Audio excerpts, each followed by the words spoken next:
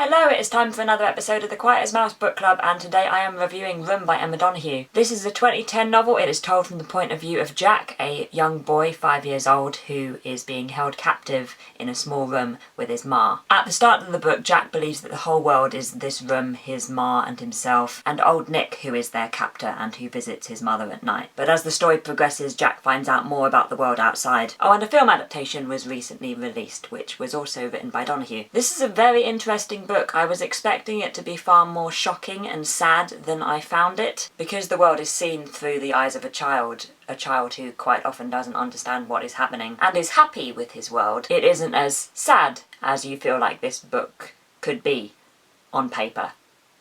You know, if you read a synopsis. It is still powerful though, especially when Jack doesn't understand what's going on, but we do, as the readers. I found it very clever how the reader finds out more about the world that Jack and his mother inhabit. For instance, we find out the dimensions of the room through Jack playing at measuring things. I found that drip feed of information very interesting. It added suspense and it made things a bit more sinister. It's a book of two halves really. In the second half, Jack finds out that the outside is real, and we see him coming to terms with that and learning more about it. I like this contrast in the way the reader looks at Jack and his life. In the first half you see the world entirely through Jack, through his point of view. The only things that exist in the book are the things that exist to Jack. But in the second half you're able to see his world contrasted with your own. It's beautifully written. Jack's voice is so unique. It very vividly depicts that he grew up in a room with his ma and she is the only person he has ever spoken to. His grammar, his way of expressing things. Sleeping is described as being switched off. The furniture and the few belongings they have in the room are named characters, his friends. My very favourite thing about reading this book was hearing this voice. How Jack sees and describes things. It makes it different to how you might expect it to be. So yeah, I was really glad I read this book. I thought it was very well done. I will give it 4.6 out of 5. So next books, on the 19th of April I am going to review The War of the Worlds by H.G. Wells. And then on the 3rd of May I am going to review Grace and Style by Grace Helbig. I hope you have a great day. I would love to know what you think about Room if you have read it, and if you have seen the film I would love to know what you think of that as well. I'll see you later on in the week.